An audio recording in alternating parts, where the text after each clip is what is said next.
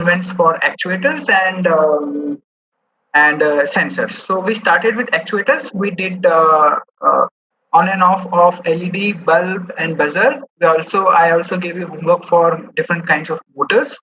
Um and Then we saw multicolor LED, RGB LED.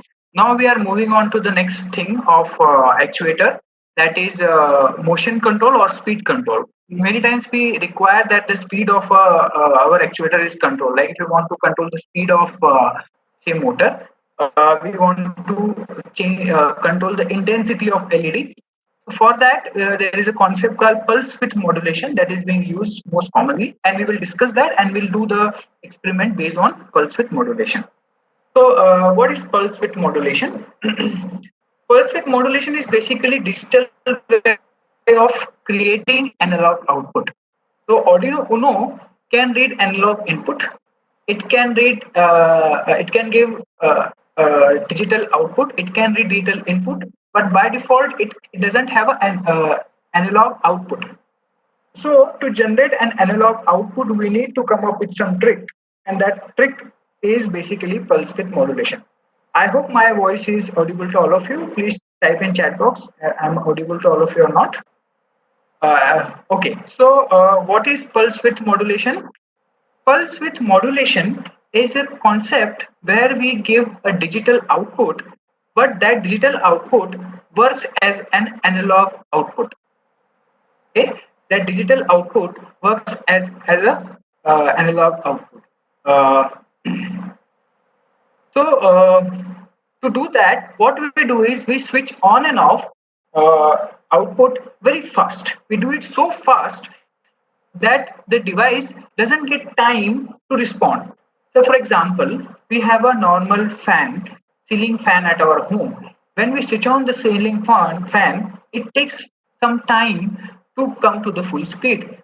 So, before it can come to full speed, if it switch it off, it will again start reducing its speed. So, say for example, like it's shown in the diagram, if we give a pulse of on pulse to the fan will start taking the speed, but soon the switch is off, fan will again reduce its speed.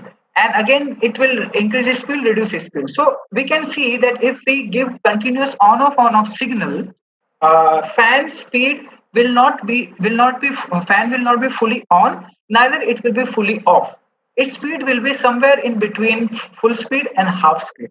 This concept is called pulse width modulation, and we give it a square wave pulse so that we can control analog device using a digital output.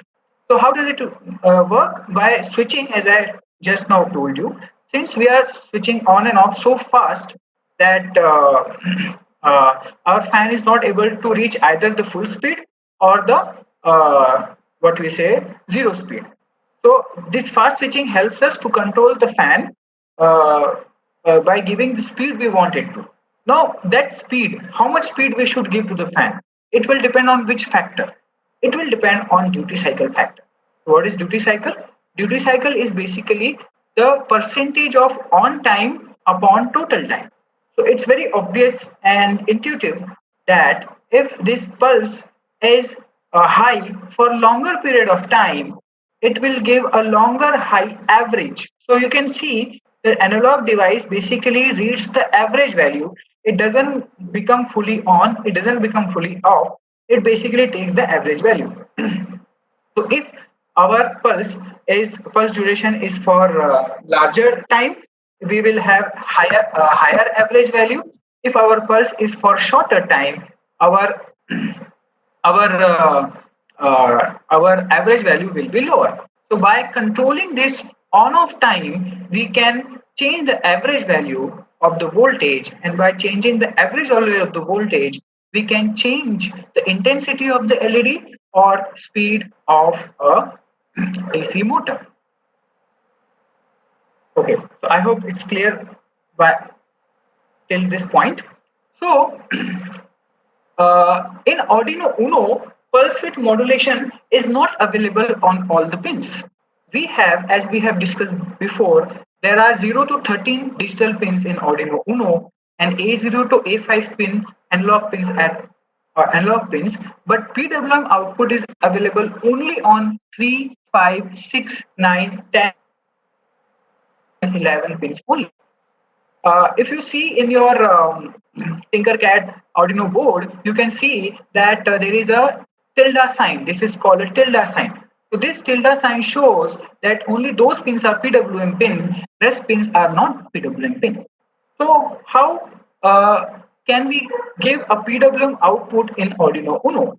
So in Arduino Uno or any other Arduino, if we want to give an PWM output, the function that we use is analog write, where W is capital.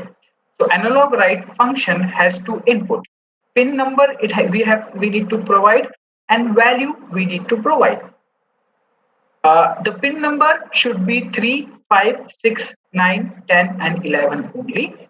And value should be between 0 to 255, where 0 means your device is completely off, 255 means device is completely on. And if you give any in between value, that value will be somewhere in between the full and zero value speed. So say for example, if you give analog write 30 means at analog pin 3, if analog write 3 comma 0, then we are giving analog pin at analog at pin 3, we are giving analog output 0 or PWM output 0. So any device connected to pin number 3 will be stopped. Next, if we give pin number 5 digital PWM output as 100, means that if any device is connected to pin number 5, it will move with some speed. We are giving okay, Sam, there is a mistake here.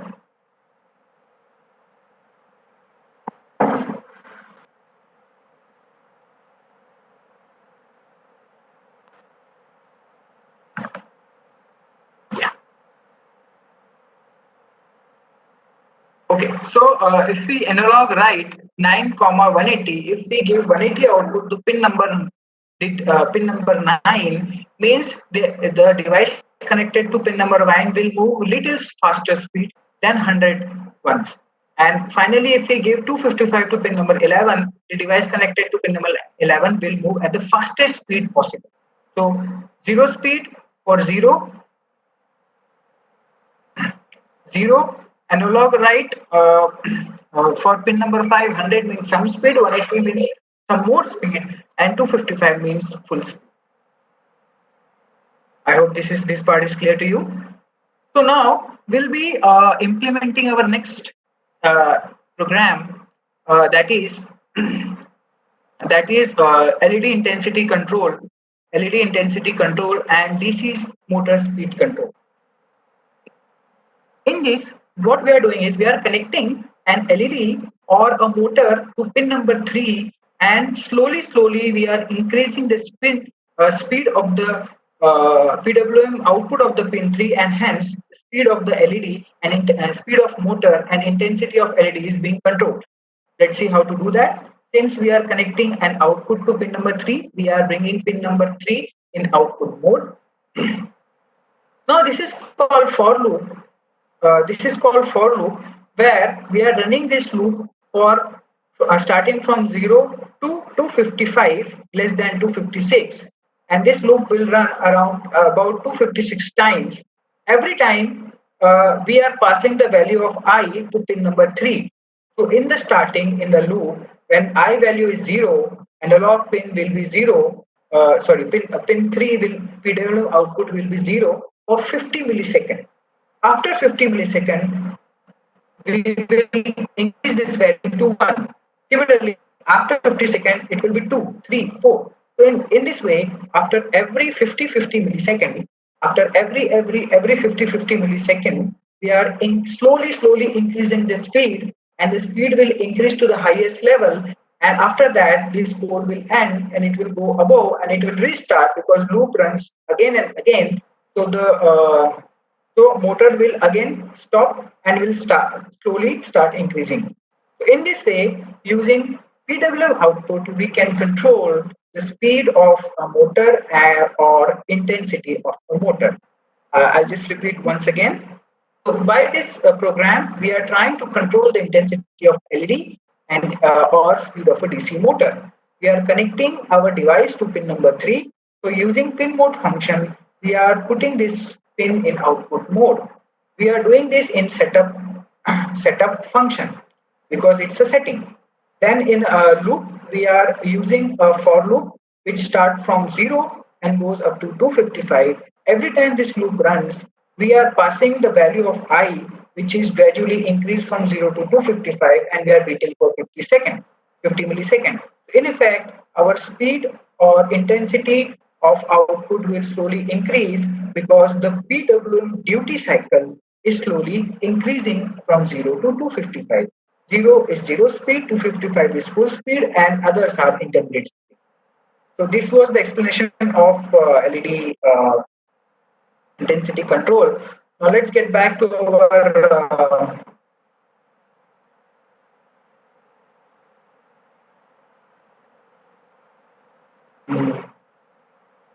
our Tinkercad website and let's do this experiment. So now again, there were some doubts how to create a new experiment. So you have to just simply leave this experiment and you can leave it by clicking to this Tinkercad tab and it will take you back to your main dashboard. Okay, so there is a question that 255 RPM or degree.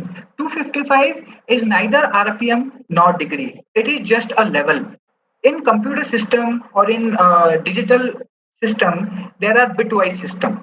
So if we take 2 to the power 8, it is 256. So that's why most of the systems are 8-bit. So they chose value rather than choosing value from 0 to 10 or 0 to 100 or 0 to 2000. They simply chose the value 0 to 255.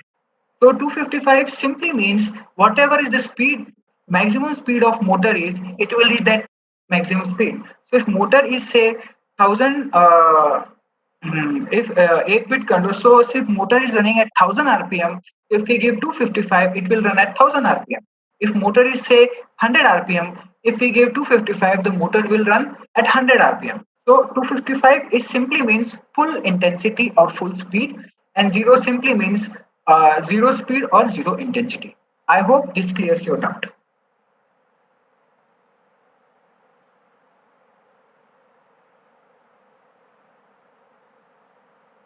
Okay, Mr. Nakesh Kumar, I'll explain you later how to join. No link will be sent to you. You have to join a link which I shared before, and then you can do because you did not join session before, so it is difficult for me to explain everything again. So I'll just move on to the experiment. So let's create our new circuit.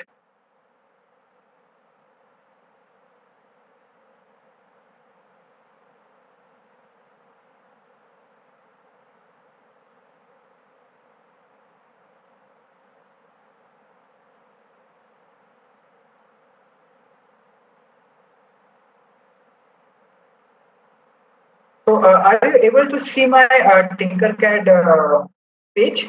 Everyone is able to see this my Tinkercad page? Yes. Okay. So here I'll just give it a name as PWM, and we will add two things. One LED. Since we are using LED, we need a resistor and a motor. We'll simply take one DC motor. Again, we need an Arduino board. Now, as we have already started doing and we know how to work with it, I'll be a bit faster because so that we can cover as many experiments as possible. So I'll connect the LED with pin number 3 like this.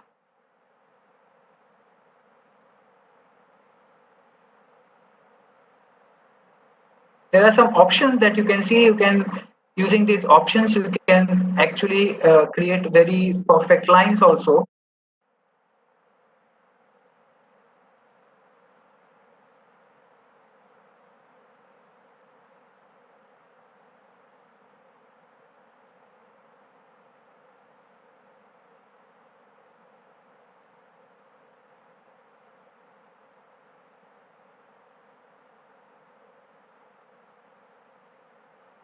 For DC motor, we do not need to give any resistor. So like this, I've made the connections, and now I'm also changing the resistance values to 100 ohm so that we can see the intensity quite clearly. So just to repeat what I've done, I have just added an Arduino board, an LED, a resistance. I changed the value of resistance to 100 ohm in a DC motor. So now I need to do the programming. So I went to the code tab. Here under the code tab, I went to the text option and then I press continue button. So by default, you can see whenever you add any Arduino board, by default LED blinking program will always be present. So I'll change this code to the code that I explained in the slide before.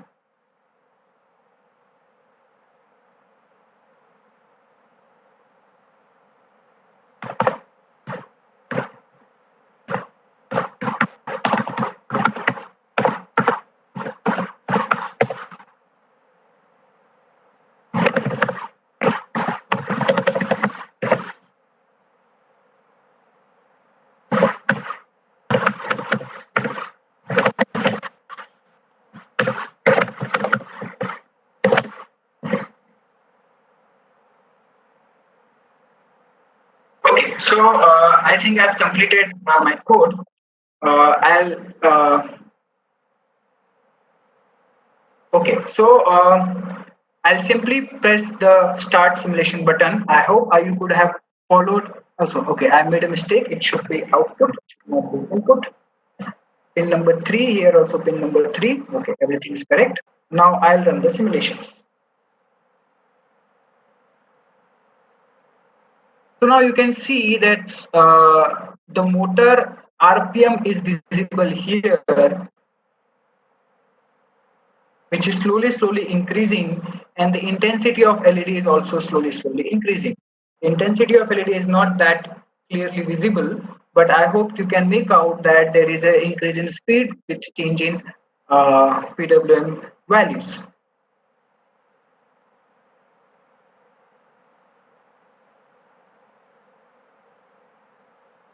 Okay, so now you can try this on your Tinkercad board. I give you 2-3 minutes to do this experiment, and then we'll move on to our next experiment. As a participant has said that we can increase the intensity by reducing the resistance value. I have already put the values at almost 100 ohms, and it doesn't allow you to give more than 50 ohms. This problem with this platform, it doesn't provide very bright LED. Yes, Mr. Harish, please ask your doubt. Sir, can you increase the number of 256 to a larger value just to see how it works? My Tinkercad is not working right now. I'm on my Actually, phone, sorry. I'm not sure about how Tinkercad will work, but I know how Arduino will work. In Arduino, if you give any value more than 255, it will clip it to 255 because obviously you cannot increase the speed of any device more than 100%. Okay, so that means I don't need to have an event handler or an error prompting message in the code. That is not necessary.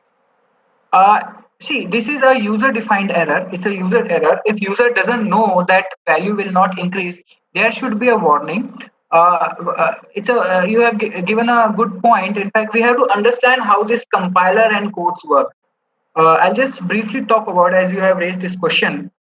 See, when we write this Arduino code in microcontroller in a hardware, actually only assembly language is written. No C language, no Python language, no languages goes to the hardware. It is only the assembly language which goes to the hardware. Now, how assembly language is generated? So assembly language is generated by the compiler. So compiler, what it does, it converts your C, Python, Java, all these language into assembly language. Okay. So obviously compiler never generates a wrong assembly language. Now wrong has two definitions, syntax error or logical error. So what are syntax error? Syntax error means we typed something wrong. If we wanted to type int, we type intra or something spelling mistake. So compiler can easily identify this mistake and it will not generate a wrong code. but it can never identify a logical mistake. For example, it is required to glow a LED at pin number 0, but you are glowing at pin number 1. How would compiler know that you are glowing pin at LED at supposed to glow LED at pin number 0? So, in such case, the question coming down to your question, in such case, compiler should give you a warning. So, what is a warning in any, like you must have worked on many languages? In a warning, that may be a mistake, that may not be a mistake. What I've seen in Arduino, I think it doesn't give any warning, but other platform may give a warning. So I hope I'm clear that all the mistakes that we do may or may not be identified by compiler. Okay, sir. Okay, thank you. Okay, so a question is any starter guide for Tinkercad? I don't think so. There is any starter guide for Tinkercad. Uh, Tinkercad is a simulation software for electronics and Arduino based platform. So you should have knowledge of Arduino to work with this Tinkercad. There are some ready-made examples, starter examples that I'll show you anyway. So we'll see that by default there are some examples that you can run and see. Help topics, I'm not sure because I myself not explored Tinkercad that much. I have only studied this for this lecture. So help options are there or not, I am not sure. However, yes, you can search on internet. A lot of pre-written codes are available. Okay, so yes, Vijay Kiran sir has said that speed can be varied by potentiometer. Yes, we can vary the speed of motor by potentiometer, but then we have to learn about analog read that I have not covered so far. That's why I have not included the potentiometer. So have you all of you done this experiment? Please type in the chat box so that I can proceed further.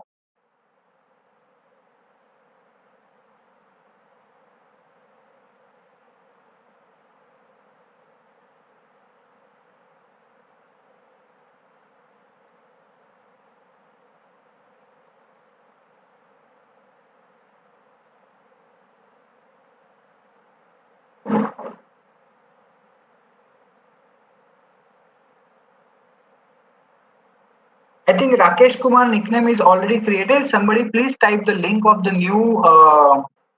uh, new classroom that I have created so that Rakesh Kumar can join. I have already created your new profile.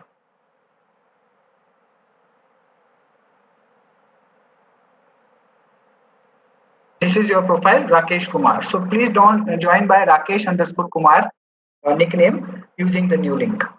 Okay. So most of you have already done. Let's move on to our next part. So with this, we have completed. Are you able to see this presentation?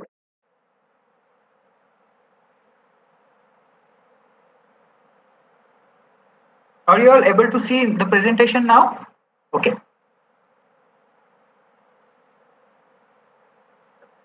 Sure, but yes. Okay. So we have done the actuator part, and I've covered all the essential part of actuator. Obviously, there are so many things that cannot be covered in such a short time. Even 3 sessions are too less to do practical session. Even there are so many things. Okay, a few questions. I think Mr. Srinivasa Rao, I had already answered to your question. We cannot do power electronics converter in. This is a different question. Yes, you can do power electronics converter using as a simulation. You cannot do in Tinkercad. Tinkercad doesn't support converters. But if you design your circuit using Arduino, based on the MOSFETs that are already provided in Tinkercad, then yes, you can simulate. So you'll have to create your own converter in Tinkercad with available MOSFETs.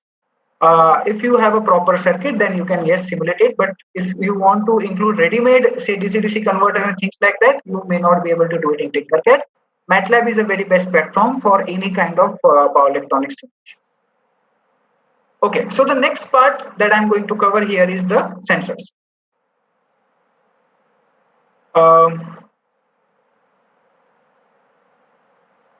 Okay. Uh,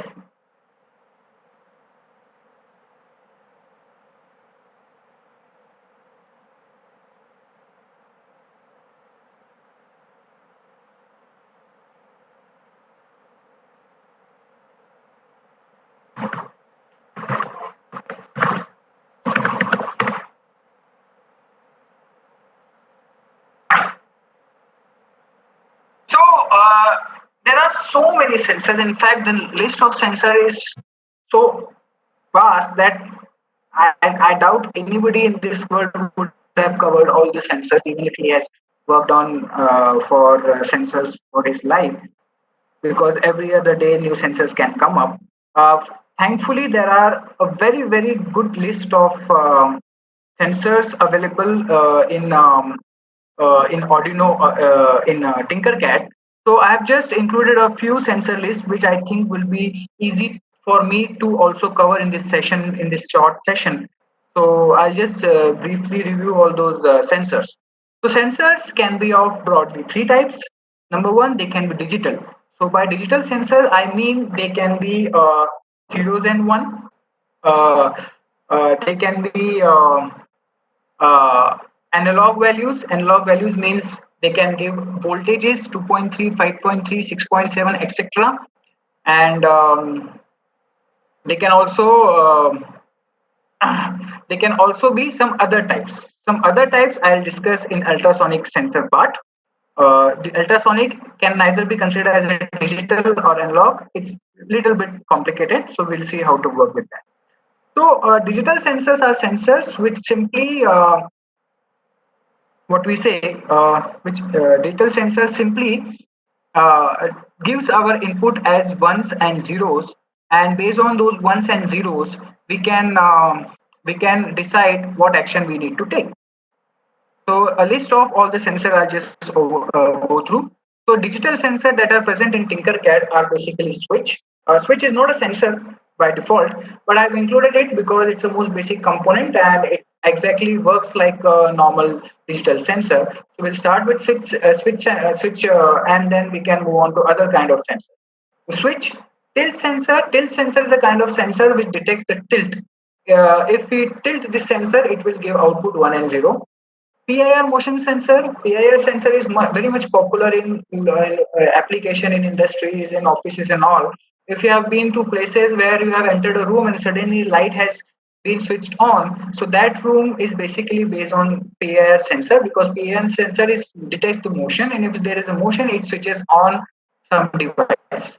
So these three sensors are digital sensor which are in Tinkercad. There might be another sensors which are digital which may not be included in Tinkercad. Okay. Uh, Analog sensor. So analog sensor basically are sensors which do not give zeros and one. They give the decimal values, say zero point 0.3, zero point 0.4, zero point 0.5. Most of the real world sensors or physical sensor are analog in nature. We hardly find digital sensor in real world. We create digital sensors by converting analog sensor in by some digital circuitry. So again, potentiometer is not a kind of a sensor, but it's a most basic device which explains how an analog input can be given. Similarly, there is a photoresistor. Photoresistor is a device which changes its resistance depending on light. If there is more light, resistance is less. If there is less light, resistance is more. Uh, Photodiode is same as photoresistor. Only difference is photodiode is more sensitive for IR rays, while photoresistor is more sensitive to normal light that we find in our day. Next is temperature sensor. Temperature sensor measures the temperature of a room. Although that temperature may not be directly in digital form, we'll have to convert it from analog to digital. That we'll see in one experiment. Next is gas sensor. So gas sensor are also popular, like you can see in the screen. Gas sensor detects the smoke present. Based on amount of smoke, they give analog output. If there is more smoke, it will give more analog output, analog voltage, say 3.3, 4.4. If there is less smoke, it will give lower voltages like 1 volt, 1.5. So based on voltages, we can decide how to take action based on the smoke present in the working area. Some other sensors are like ultrasonic sensor. There are more sensors available as complicated as ultrasonic, but because we don't have infinite time to cover, so I have included only ultrasonic sensor. So ultrasonic sensor, as this name suggests, is based on ultrasound. So ultrasound is a high frequency sound which we cannot hear. So there is a transmitter which produces a high frequency sound, and it waits to read that high when that high frequency sound returns back. So when that high frequency sound returns back, uh, it gives us an output that we have received the reflected ultrasound. So now we have to measure the time between the sound produced to the sound received, and dividing this time by 2 and applying the simple formula is equal to speed is equal to distance by time. We can calculate the speed by distance, because we know the speed of sound. We have calculated the time that has taken to reach the object and reflect back, and by using the formula we can find out the distance. So this is the brief description about all these sensors, and now we will move on to the experiments. So these are 6 experiments that I'm proposing to do for today. I hope we will see that how many we can cover today. So the first experiment will be simply detecting a switch and a switch input or a tilt sensor input. Uh, Second is PIR motion sensor based alarm. So in this, we will exactly replicate the device that was I was talking about. Like if it detects motion, we will blow a bulb. Then reading analog input and so and so. We will see all these experiments in the course of time.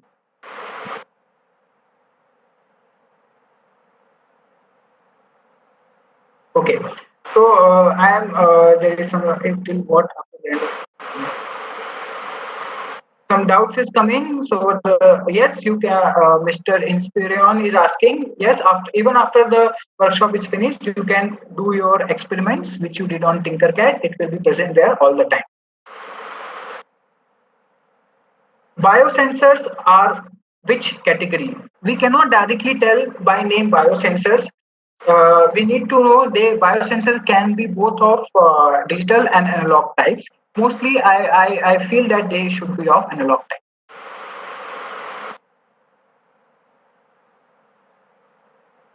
Okay. So there is no step-by-step guide available for Tinkercad as far as I know. It's because it's so simple to do it. I don't think so we require a step-by-step guide. You can just follow the experiment that we have done carefully. Okay. So now we have covered how to cover um, digital, how to give a digital output, how to give a PWM output. Now we will talk about how to take a digital input. We have not seen so far how digital input we can take. So Arduino Uno, there are 0 to 13 and A0 to A5 pin. All these pins can be used as a digital input. So digital input, we can give the digital input by using function called digital read. Digital read function can be used to read a digital input. Digital input can only of two types, 0 or 1. So for example, what we have written here is x equal to digital rate small bracket 2, which means we are reading the digital input at pin number 2, and whatever value we get there, we save it in value x. So if there is a 5 volt at the input 2, x will be 1. If there is a 0 volt at input 2, x will be 0.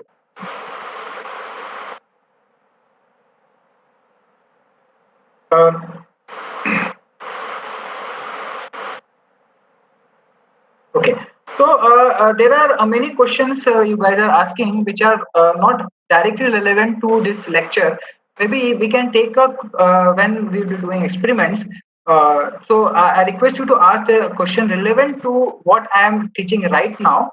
The general questions I think we can take up at the end of the session. Okay. This is a simple program where we are taking a digital input at pin number 2 and then we are giving an output at pin number 13. In setup function, pin number 2 we are taking it as input and pin number 13 we are taking it as output. We have used pin mode function to do that. Now, as we saw in the previous slide, detail rate function is used to read whatever input we are getting at the input number 2, pin number 2. So by this double equal to operator, in C language, double equal to operator is used and we are using if statement to check the condition. If the output of this pin number 2 is 1, then this condition will be true and this statement will run.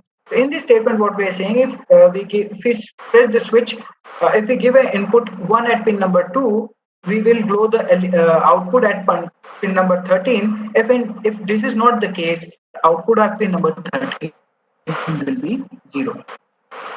Okay, let's do this experiment.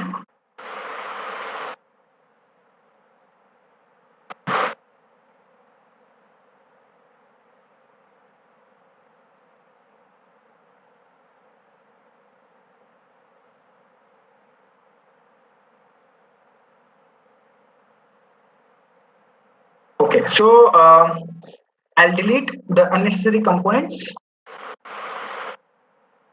We will need a LED, so we'll keep it.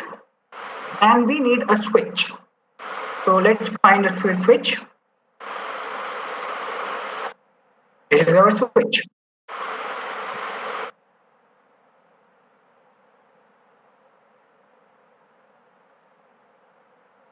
So this switch has 4 terminals.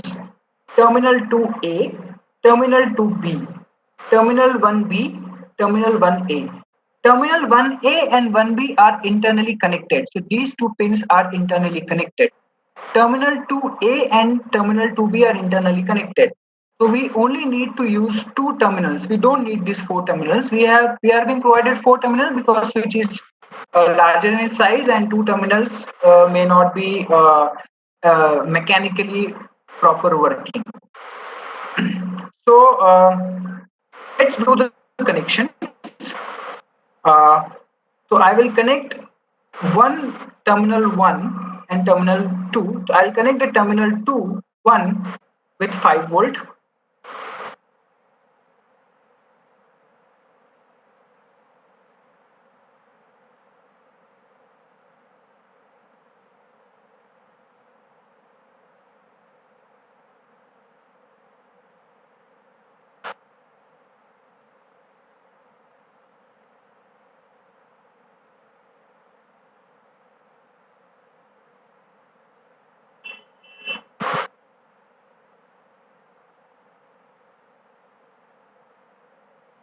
Similarly, so we have connected the terminal 1. Terminal 2 we will connect with our input, which is in our case is pin number 2.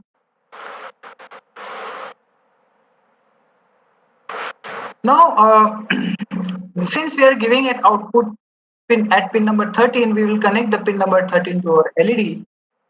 There is an electrical requirement that we should also use a resistor for a switch. I will not go in a very detail into this why we need to use a resistor.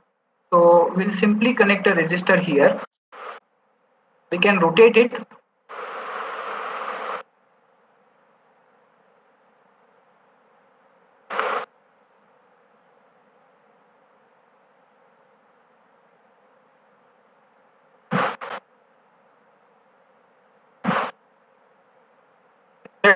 Let's follow the color coding.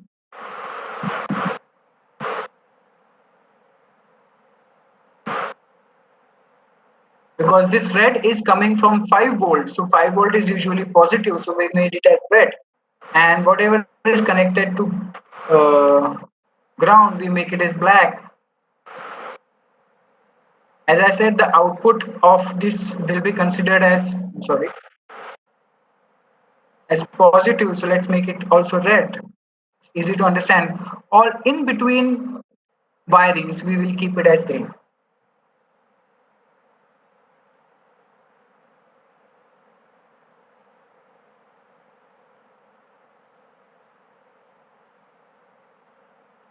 Okay, so I hope you are following this circuit. So what I've done is there are two terminal, terminal 1 and terminal 2. A and B are same, so we will ignore A and B. Terminal 1 is connected to the 5 volt. Terminal 2 is connected to the input pin number 2. And then terminal 2, we also need a resistor here in between. We are checking the output at pin number 13 to an LED, and a resistance is required, and we similarly complete this circuit. So you can draw this circuit in your Tinkercad. Let's write the code for this. So we have already seen the code on the slide. So we can write it again. So pin number 2 is our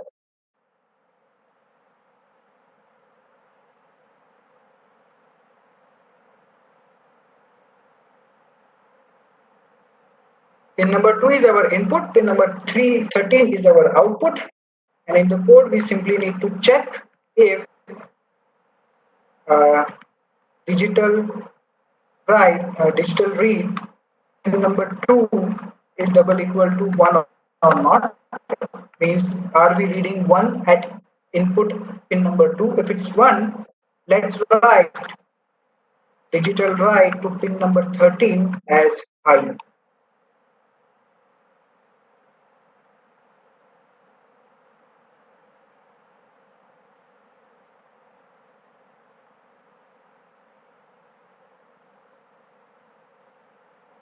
Okay, so I think I have done correct and I have not done any mistake in the writing the code. Okay, so I'll just run the simulation. Now we need to speed up because we have to do a lot of experiments. We'll just increase our speed. So I have started my simulation. Now, as you can see, when you do a mistake, and I'm sure that many of participants have got might have found such errors. So I have a mistake in my code. That's why it's not running. The mistake is simple. It should not be digit write. It should be digital write. So I made a small typing mistake. Digital write. So it's showing us the error, and now we can again run it. So now the simulation has started. So if I press the switch, you can see LED is on. If I unpress the switch, the LED is off. So whenever I press the switch, LED is on. When I don't press the switch, the LED is off.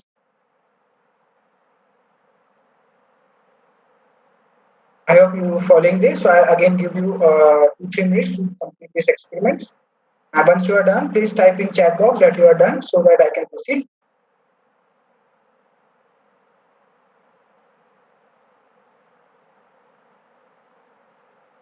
So thank you, Ravi Kiran, to answering the question of Prakhar Kumar, which is a pretty basic question. But Arduino already have its own platform and software. There are a lot of tutorials available on internet where you can find how to use Arduino software. The Arduino IDE software is used to program a real hardware.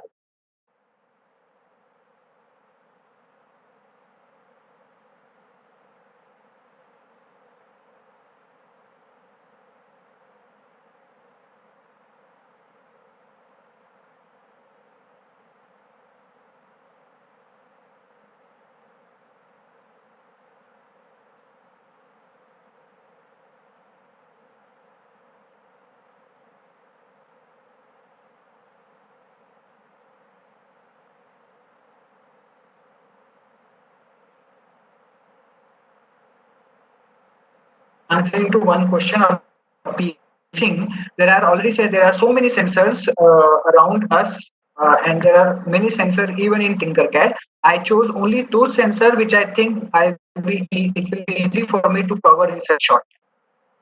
So definitely all sensors are not covered.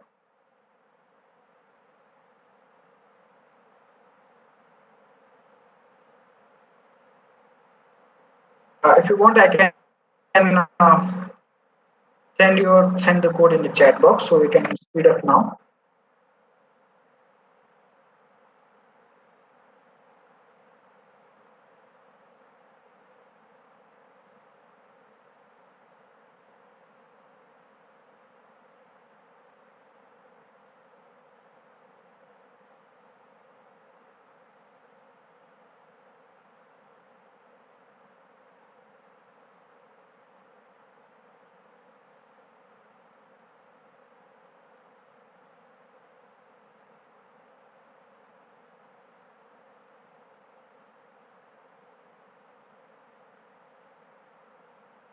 Resistor value we can use less than 1 kilo ohm. I have used 100 ohms. And here, yes, you should use at least 10K. Here I've used less value. 10K value should be used. Since this is a simulation software, in simulation software, they ignore a lot of things. So resistance value is not making much of a difference. But in real world, when you make a real circuits, these values has to be very precise. Otherwise, circuit may not work.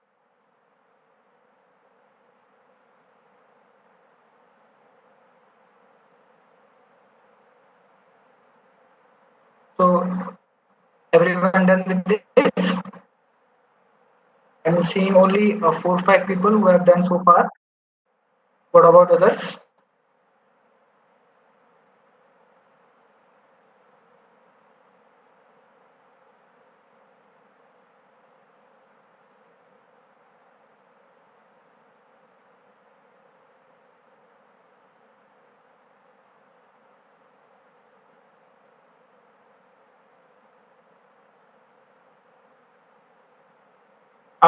You can close your browser, Mr. Subramaniam. You can close your browser and restart and you retry again.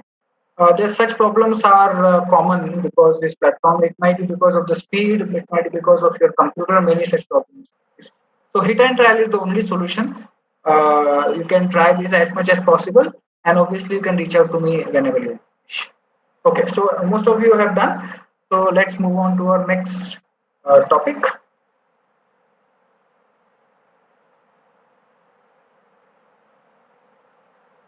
I think Mr. Anish said the LED is still blinking. You have done something wrong. You might not have typed the code in the program. You have to type this code, the code that I have written. LED cannot blink. Okay, or maybe system is creating problem. LED is not on when we switch off the switch. As long as switch is on, LED is on. The sooner we leave this, LED is off. So let's move on to our next topic,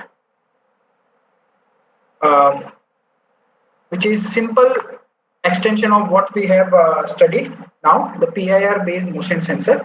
We have to do a 4 or 5 experiments, 2 or 3 experiments, but before we end today. I think Anish, we can take off this your doubt after the session because I think your doubt is not normal. You must have done some mistake. Okay. So here, what we are doing is we have a PIR sensor. Let's take a PIR sensor here itself.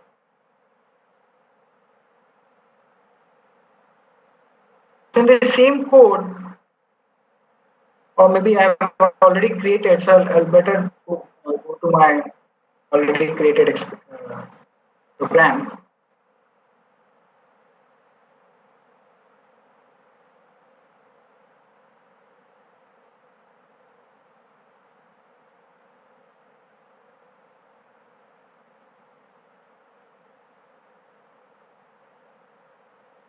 So, sensor.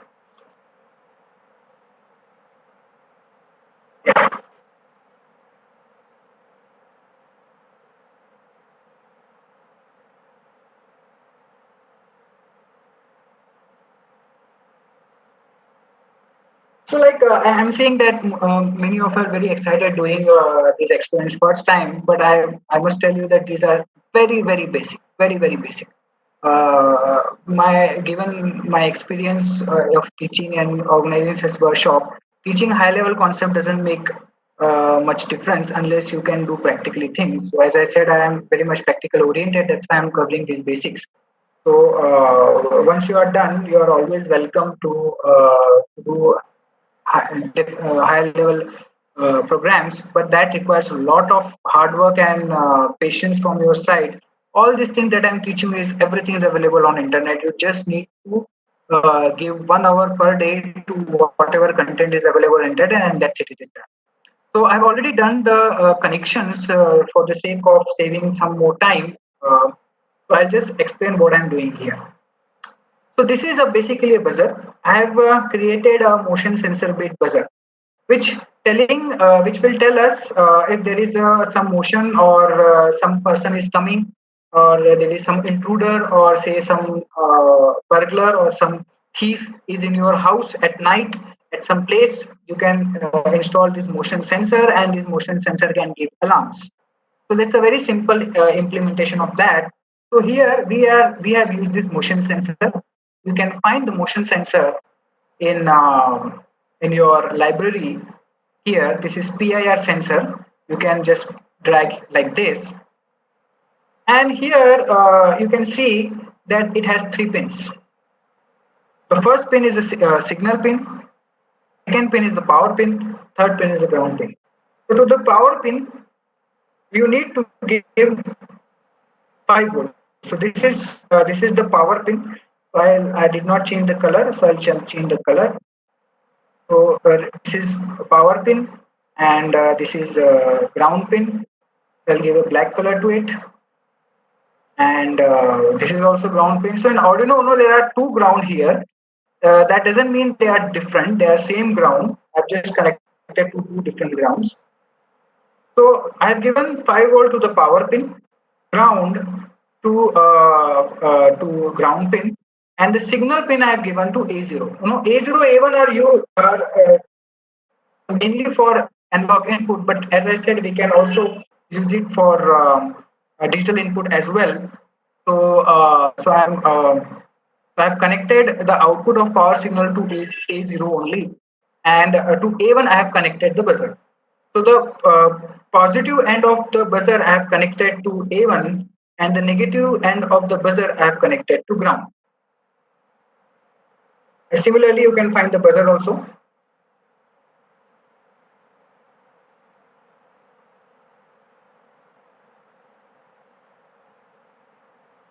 So I've also typed in the code. This code is the same as that is written on the slide. So for your help, I will also type this in the chat box. I do not prefer to share the codes directly, because it is essential that you try to write it, make mistakes, and by making mistake you learn. Because if I share such codes, you directly copy paste, you don't learn much. But since we are already short of time, and I wish to cover as much as possible, that's why I'm sharing this. So in this code, you can see there is the what I've done is. Again, like we have a habit of the codes that we have done so far is we are directly referencing the pins, like pin number 2, pin number 3, pin number 5. The easy way will be to give names. By giving name, it is easier for us to understand what's happening. Like we say pin number 2, read input from the pin number 2. We may not understand what it means, but if we say we are reading from input from a PIR, or we are giving output for a buzzer, we get a good understanding of what this coding is all about. To make things easier, we can create a variables like PIR, and we can assign A0 value to this PIR, similarly buzzer, and we can assign A1 value to this buzzer. So by giving these values, now in our code, we can use PIR and buzzer instead of A0 and A1. So we have to create a pin mode here where PIR as input, and we will create pin mode buzzer as output.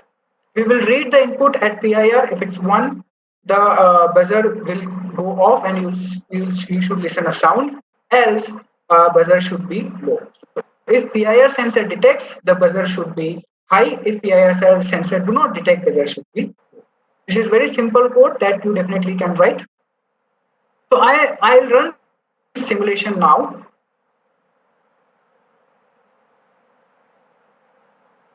So if you come to this part of, if you click after running the simulation, if you click PIR sensor, you'll find there is a dot. This dot is a simulated object. Sooner you move the dot anywhere, you will see there is a red light here, and that red light glows something like this. Okay, and you'll get a sound. Now you're seeing that this sound is for a longer time. This is because PIR sensor usually give output for a longer time. So for example, if they detect any motion, they will not give output until that motion is on. They will give output for a longer time. Also, we have to understand the difference between an object and a motion. If there is an object, then IR sensors will detect that there is an object. But motion sensors do not detect object; they detect motion. There is change in movement. There should be some movement in object. So, like if there is an object in front of it, the buzzer is not on. When we make a motion, then only buzzer is on. So it only detects a motion and not the object. So in this way, we can detect the motion. So I hope everybody is able to understand how it is working. So please try it at your end. I'll give you again 2 minutes and then we can proceed. In the meantime, if you have questions, you can ask. Okay, am I not audible to you?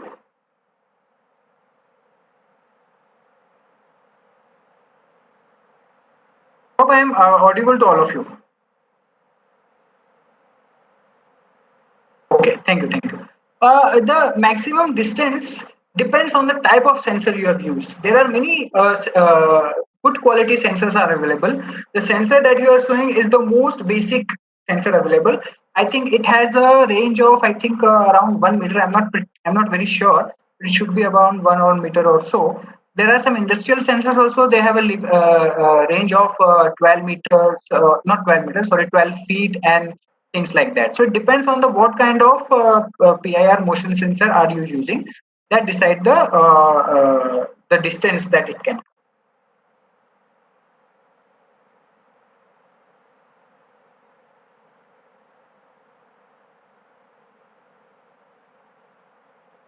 Satyanarayana, we can use digital pins. Any pin can be used from 0 to 13 or A0 to A5. I've used this A0 and A1 because it is closer to power pins. Working again, I think Mr. Srikanth has asked, just click this PIR's motion PIR sensor is the object. If you move this object, you will listen to a sound that is being produced by the buzzer for some time. It will be there for some time because it is a property of PIR sensor. It doesn't go off immediately. We can use digital pins, as I said already.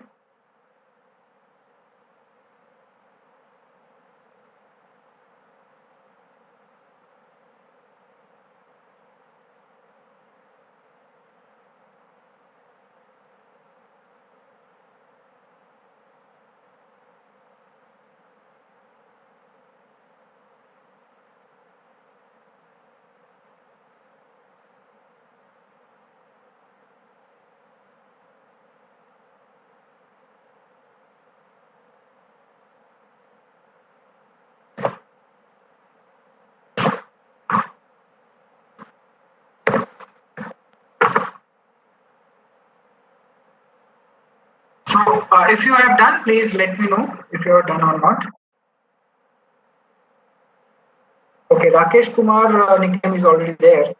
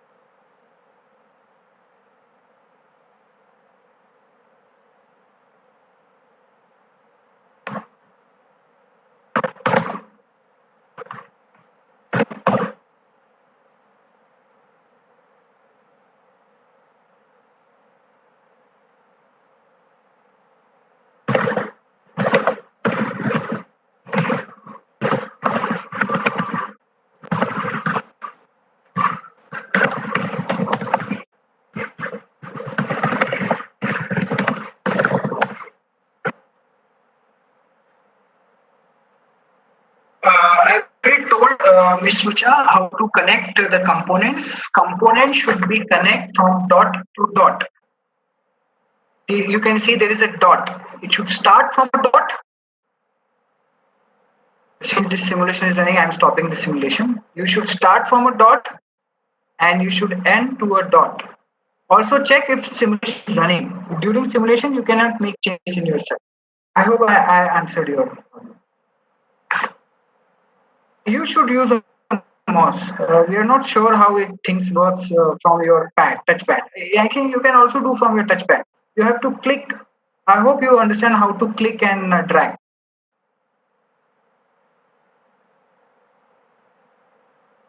So please, everyone who has done, please tell me if you're done or not.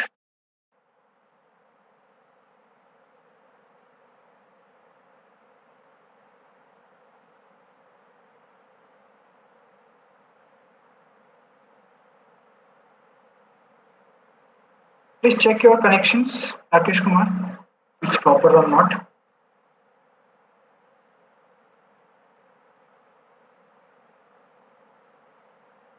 I think you have not joined my class yet. No, you're.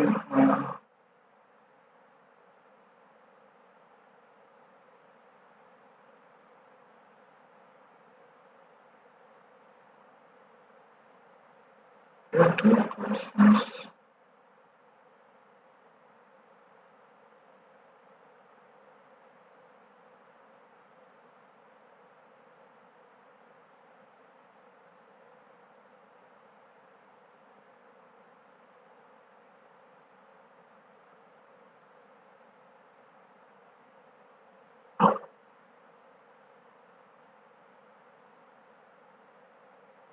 So like you can see on the screen, I can, through your profile, I can log into your account and can see what you're doing and say I can help you with your experience.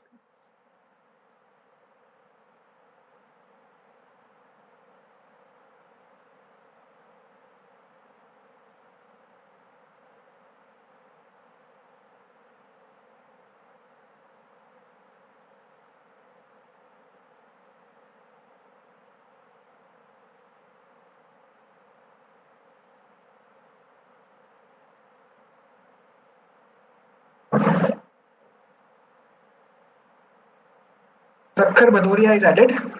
Please log in by your nickname.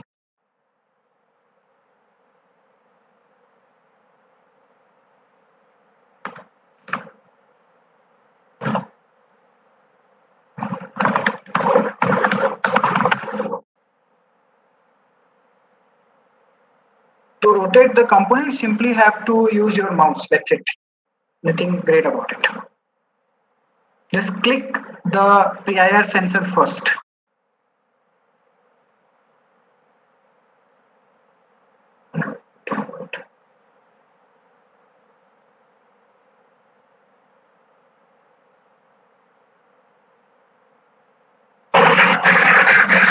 Okay, Mr. I think Rakesh Kumar, your project is running. You have to click to, you can see I could run your project. You have to click to the PIR motion sensor and the ball is visible. You have to move this ball. By moving this ball, you will see the sound. I can hear the sound here. You should be able to do it yourself. Hope that solves your problem. Thank you. Okay, so I think most of you have already done. Shall we move on?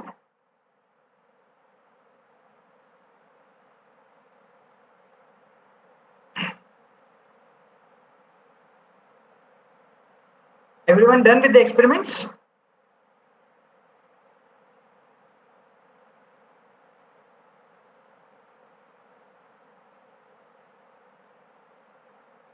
Great, great. So this is first time for us to organize such an online hands-on session. So that's why things may not be that smooth. But I hope you are learning as much as possible to this short session. So let's move on to the next lecture, next part. Fine. So next important input that we need to learn is how to give analog, how to read an analog input. Now this is pretty interesting. because this is not as straightforward as we think it would be. So to read an analog input, we can use only A0 to A5 pins in Arduino board. We cannot use any other pins. A0 to A5 pins can only be used for analog inputs. The function that are being used in Arduino to read an analog input is analog read. Now first, let me explain you what is an analog input. So when we talk about analog input, we talk about voltage levels, different voltage levels. We go beyond 0 and 1, where 0 stand for 0 volt and 1 stand for 5 volt. So 0, 0.3, 0.5, 0.7, 1.8, 1.9, 2.3, etc. values we should be able to read. So these values we can read through analog to digital converters. So these are special devices which converts analog values to digital values. Why they are converting to digital values? They are converting these digital values because analog values cannot be processed by a digital processor. Our microcontroller, our processors are digital. They cannot read these digital values. They cannot process that analog values. So we have to convert that analog values to digital. So the function which convert that analog value to digital is analog read. So our Arduino board has an IC called ATmega 328P. That IC has ADC, analog to digital converter, inside it. So in that, what we do is we connect our device to any pin, say for example A0 pin, and try to read the value. I'm sorry, there's a mistake here. It should be analog read.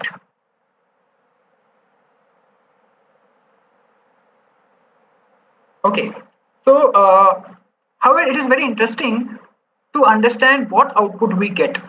Like in PWM, if we wanted to give 100% intensity, we gave 255 as input.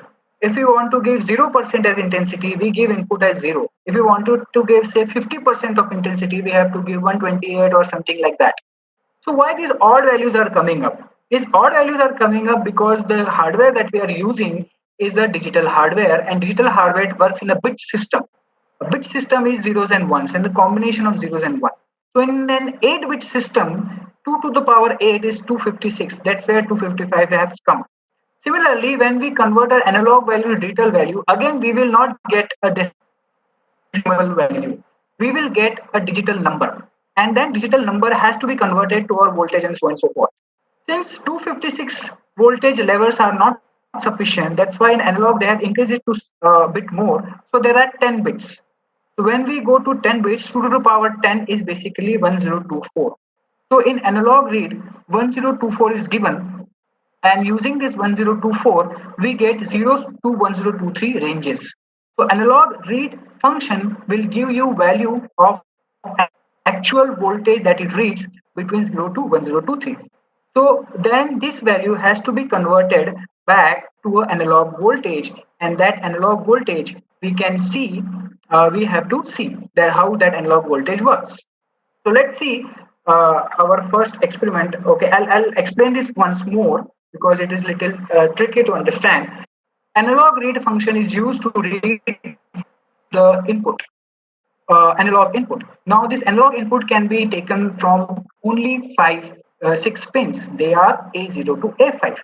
The output of this function, the value that you are reading is not in decimal form. It is in interesting 0 to 1023 digital values or decimal values. This decimal value has to be converted back to analog value by using a formula or a function that we will see while doing the experiments. So then after doing that basic maths, we actually get to know the voltages. One more thing, analog Arduino can read voltages between 0 to 5 volt only. It cannot reach 10 volt, it cannot read 20 volt. So how to read these voltages? We basically use voltage divider circuits. These circuits divides the voltage in a ratio manner. So for example, if we divide 20 volt by 5, then we will get output as 4. So any voltage more than 5 volt needed to be converted between 0 to 5 volt range. Otherwise, audio not be able to read that. Let's see how it works. Okay, so now this is how we are getting the analog input. Now another problem is, even if we get this value x, how to know what is this value x is? Where to show it? Where to display it that we are getting 2.3, 2.4? Because so far we have seen LEDs, bulbs, and such devices which we can on and off, which can rotate, which can we can vary the speed, but we cannot get the values 223, 53, and so on. Or voltage is 25, 2.5, 6.5. So to show this value, we need to use some platform. So there are two platforms available. One is LCD, which is there in your Arduino program, and other is UART. So LCD has pretty complicated connections, and given the short time and so many participants are doing it, I felt that I should not cover LCD. I rather should go to UART. So let's talk about what is UART. So what is basically UART is, my Arduino will read the voltage from say A0 pin. That voltage will be 0 to 1023 value. This value will be converted to actual voltage level using a formula. Now that actual voltage level has to be shown on some screen. So we are using computer screen to show that value, but the computer should have that value. So Arduino will send that value to computer, and then computer will show you that value. So this is called a communication. Arduino is communicating with your computer. So when two electronic hardware, so Arduino is also an electronic hardware, and your computer is also an electronic hardware. So when two electronic hardware communicates, they send data from one hardware to other. So this is called communication, and there are many communication protocols developed so that different hardwares can talk to each other. So one such protocol is UART. Okay, so what is the UART? There are many such protocols by which hardwares can talk to each other. One of the very common protocol, and that's what we are studying in IoT also, that is Internet Protocol. Internet Protocol is designed to talk among very distant machines or humans, but the machines which are very close by, which are not very far, they do not need a as complicated communication protocol like Internet Protocol. So there are many simple and easy to use protocol which are used so that two devices can communicate. So in this picture, you can see there are two devices. One is Arduino, and that is computer. They want to talk to each other. Every device has a UART interface. Arduino also has a UART interface, and computer is also UART interface. So in computer, we are using USB to serial converter devices, which make computer audible to UART. Now, in every UART device, there are at least three pins essential. One is this RX, which is called receiver. Other is TX, which is called transmitter, and third is ground. So RX of one hardware has to be connected to the TX of second hardware. A transmitter will obviously send data to the receiver. So we will cross connect it like shown in the figure. So what is UART? UART is basically communication protocol by which two hardwares can talk to each other. The full form of UART is Universal Synchronous Asynchronous um, uh, Receiver and Transmitter. In this protocol, we can send only serial data. So that's why many times it is called serial UART communication. Or many times people even omit UART, they simply say serial. However, simply calling serial is wrong because there are many serial protocols available. So it is basically a UART protocol. It must have one transmitter and one receiver in each device. So Arduino Uno also have a UART pins. So pin 0 by default is a UART receiver of Arduino Uno, and pin 1 is the UART transmitter of Arduino Uno. So we will use these two pins to connect with the computer and see what data we have read from the analog sensors, and that data will be visible to us on our computer. I hope this is clear to all of you.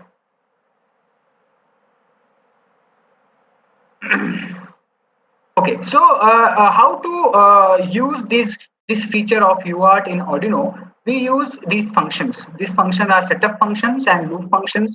So in setup function, we have to first initialize this feature of UART. Like whatever feature we use, we have to initialize that. So we also need to initialize or configure or do the setting of this feature. So that we do by serial.begin. Please note in serial.begin, S is capital and dot begin. So 9600 is a baud rate. I will not go very detail into about baud rate. It simply means bits per second. It decides at what speed a data communication should be done between two devices. So using this function, we are just initializing the feature of Arduino. Serial.print function is used to send data, say in our case is computer.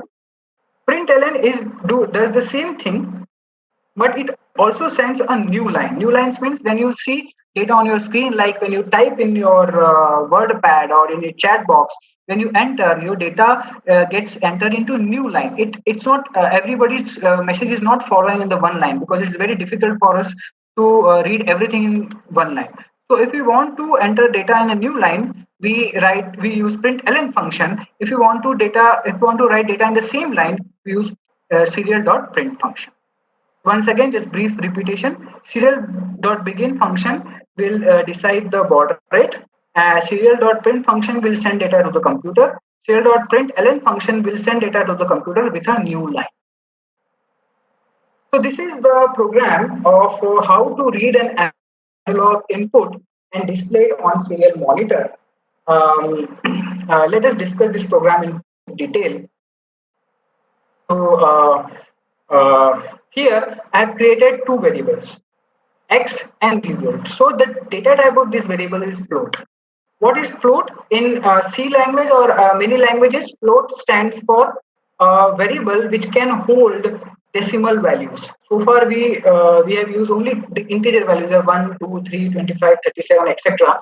But here in our case, we'll have to use the analog values, 23, 2.5, 6.5, and so on. So that's why we created two variables, x as millivolt. Since we are using A0, we are using A0 to take input from our sensor. So we have set pin mode A0 into input mode, and we have initialized our serial.begin by at a speed of 9600. There are many speeds available. Okay. So now we'll go to our main code. In this main code, what we are doing is we are reading the analog read value function. We are using analog read function to read value from A0 pin, and we are storing that value in variable x. As I said, that the value that we are reading is from 0 to 1023. Map is a function which can help us to convert this into different form, or we can also use a simple formula which can convert this into say x into 5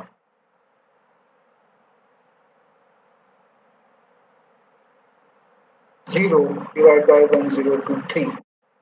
Because of lack of time, I will not be able to explain where this formula came. It is simply the conversion. Using this formula also, you can convert. You can use either of these two functions to convert this 0 to 1023 range to millivolt. Now here we are trying to measure the millivolt value. So and then we are showing that value on our computer screen.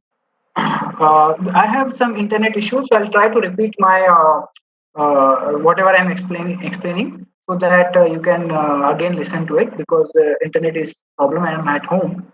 So okay. So using this function, we convert that value, which is from 0 to 1023, to a millivolt value. Now we need to show this value on our computer screen. So serial.print function prints this value, ADC value, to the computer, and computer will display it, that we will see soon. After that, we want to show the value of x, the actual digital value, that analog value that we have read, that we will show here. Then after a comma, we will show the voltage value that we have read here. And since the voltage is in millivolt, we will divide it by 100 and we'll wait for 1000 milliseconds. And after every 1000 milliseconds, we will continuously read value and we will show value. We will read value, we will show value. In this way, we can read the voltage level of an analog sensor and can continuously display on our computer screen. There are many other advantages of this also, where we can display this value. Using this value, we can also control the speed of our DC motor, for example. Okay, so we may not be cover all those example in this time, but I think few of the example we can do. So let's do this experiment. Again, I have created this example, so I'll just go back and try to search for that.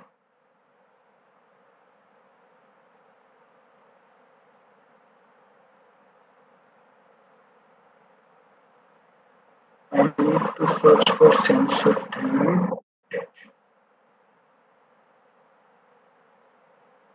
Okay, I'll explain the program once again. Let me open the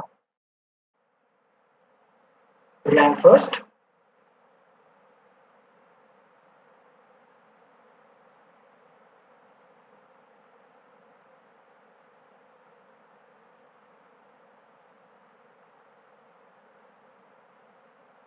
Okay, so I'll first discuss this circuit diagram, which is pretty simple, and after that I'll again explain the code.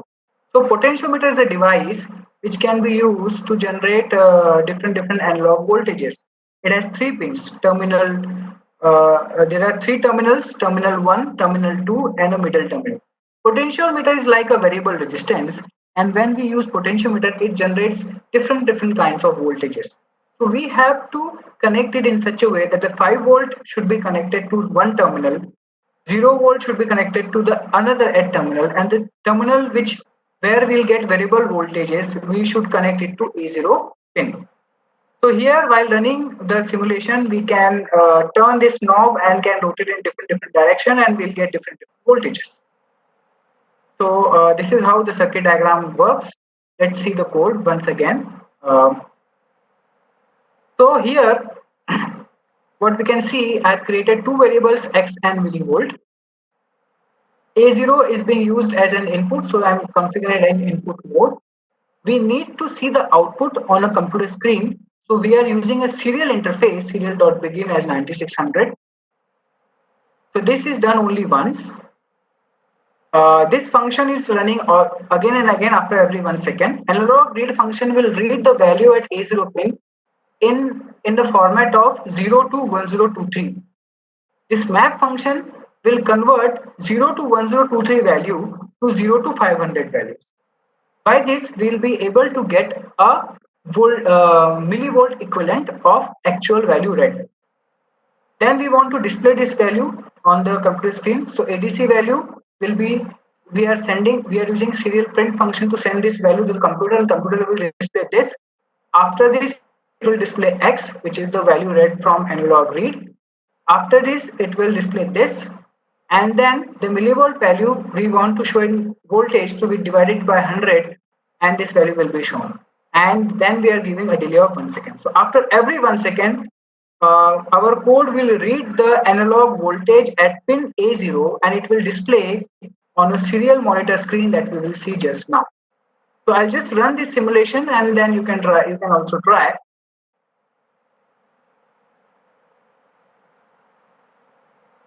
So the simulation is started, and to see the values, we need to open serial monitor, which is just below your code window. You just have to open the serial monitor, and you can press clear button to clear the previous values.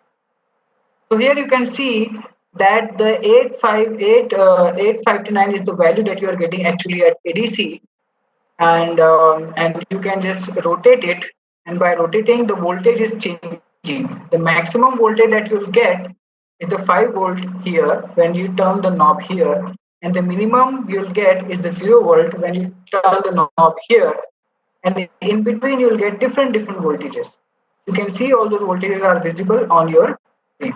I'll share the code with you in the chat.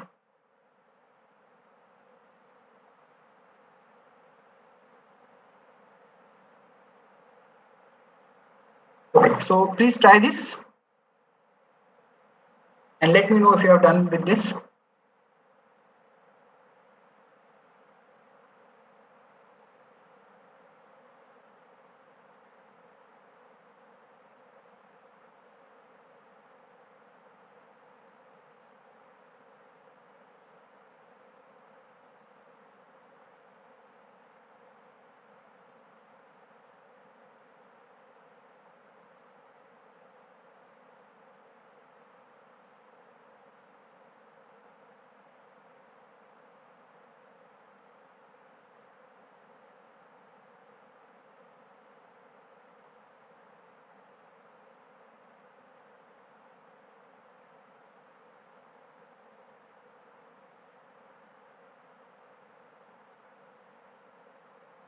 Okay, so I guess Subramanian sir could log in and do his experiment, I guess.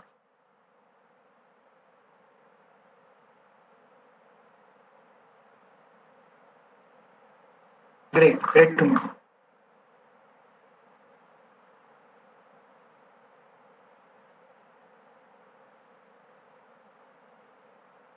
Very good, very nice.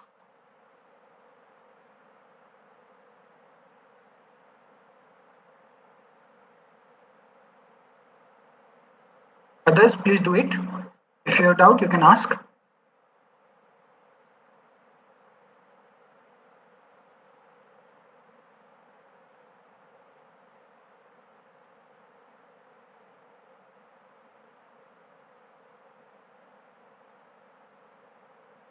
Okay, I'll check your code, Mr. Gopalani. Mr. Dilip, I'll just check your code.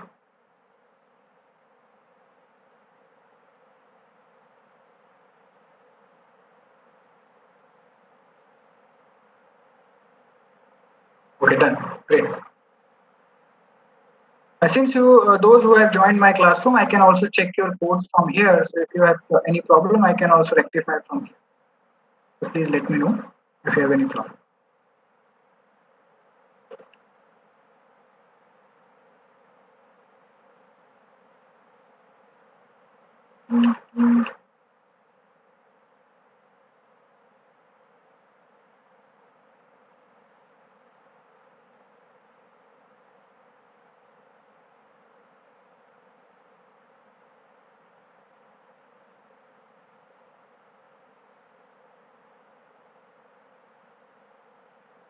Mr. Ravikaran, please share your nickname.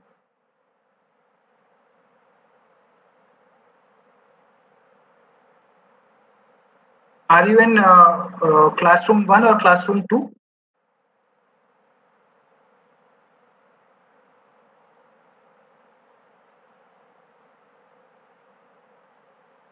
So you are in classroom 1. Let me see.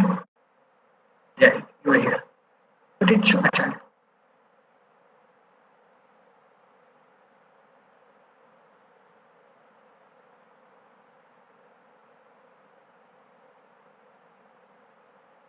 Okay, let me share the circuit. Some people are asking to share the circuit as well.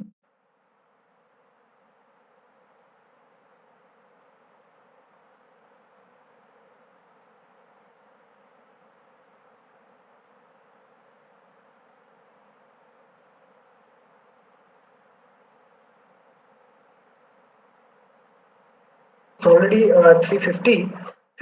Yes, 3:50 p.m. I'll just close up everything within 4 or 5 minutes, and then we can have a question answer round, and then we can end this session.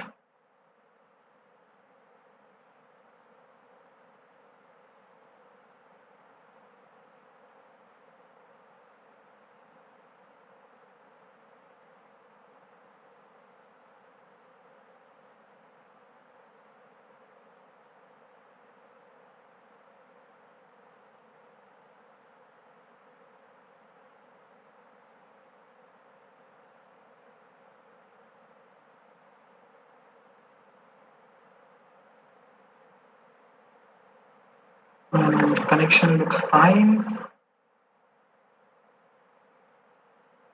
Your code is also fine. It looks fine to me. Right.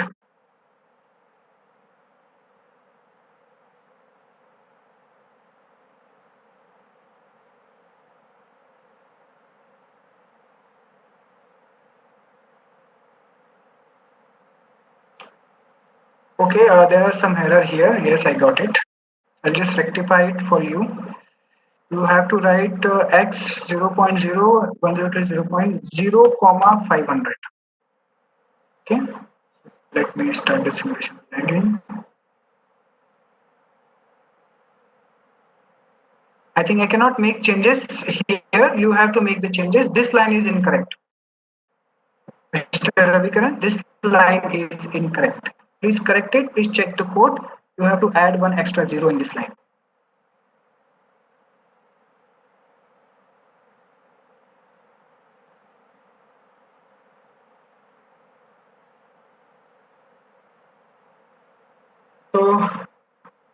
done, everyone? Please, everyone who has done, please tell me.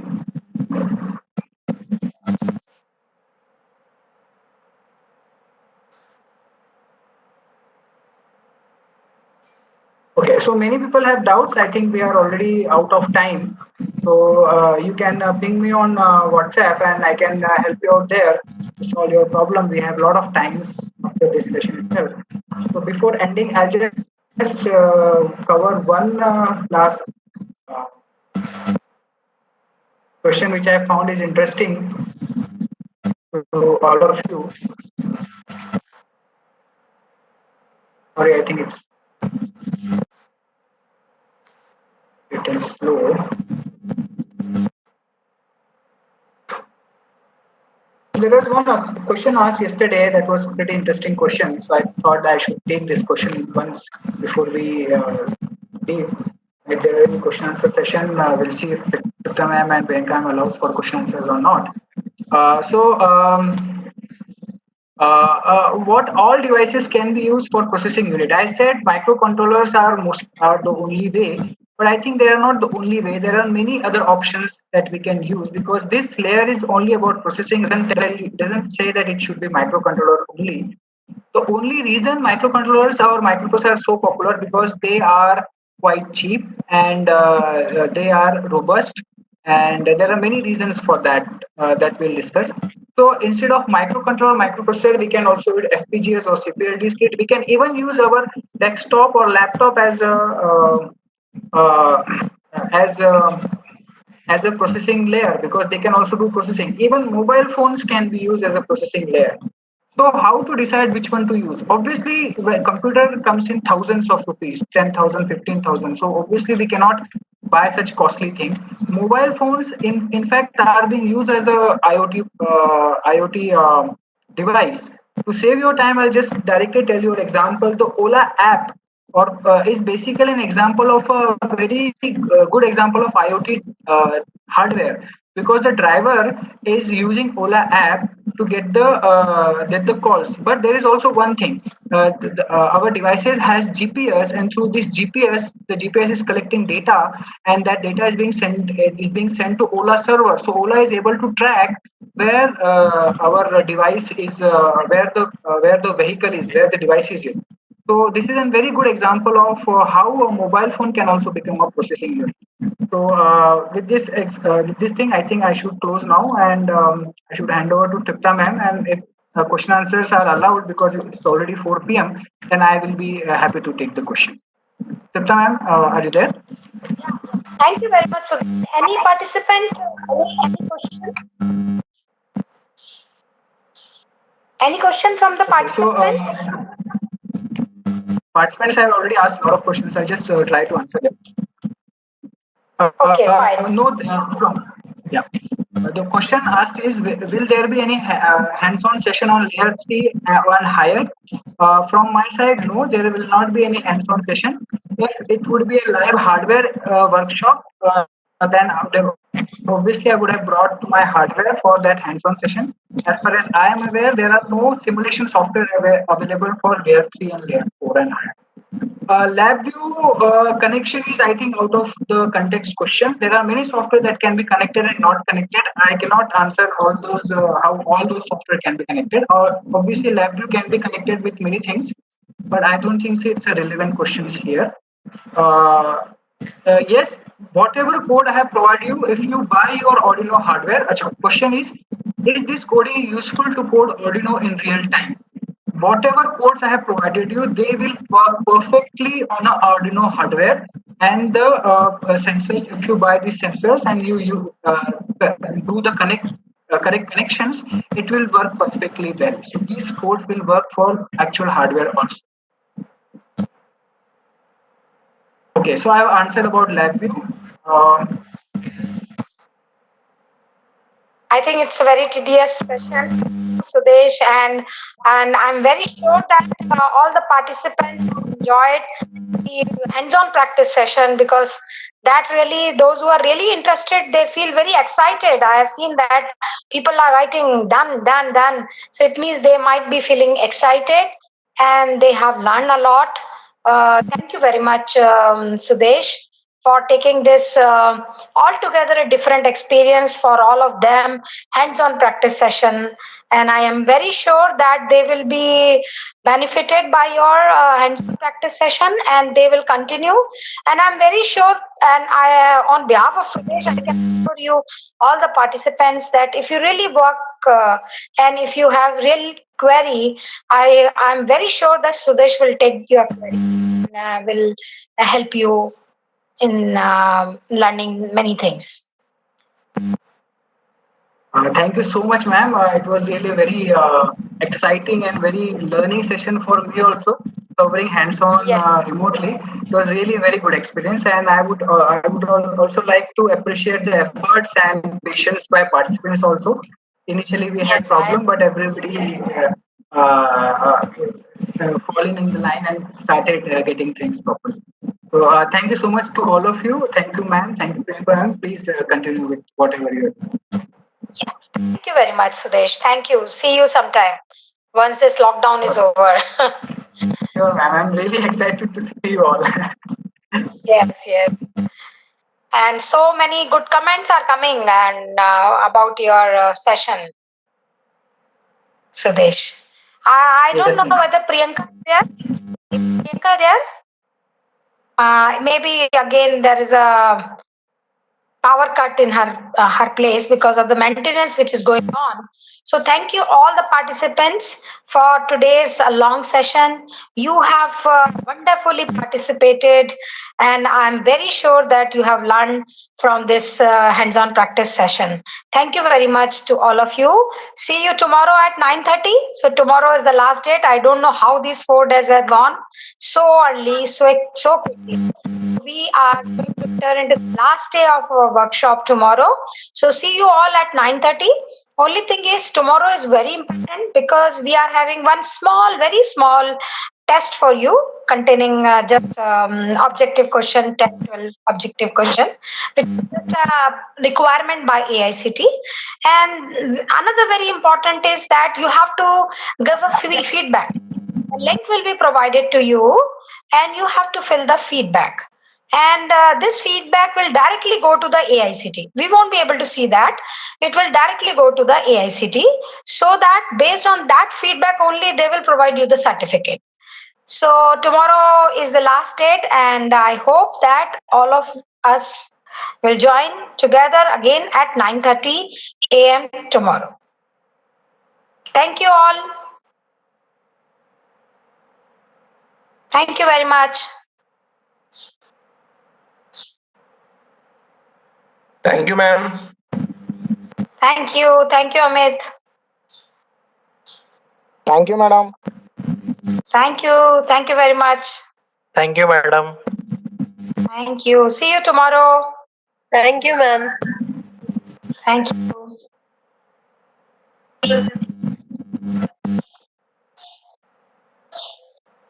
Thank you, ma'am. Thank you. Thank you.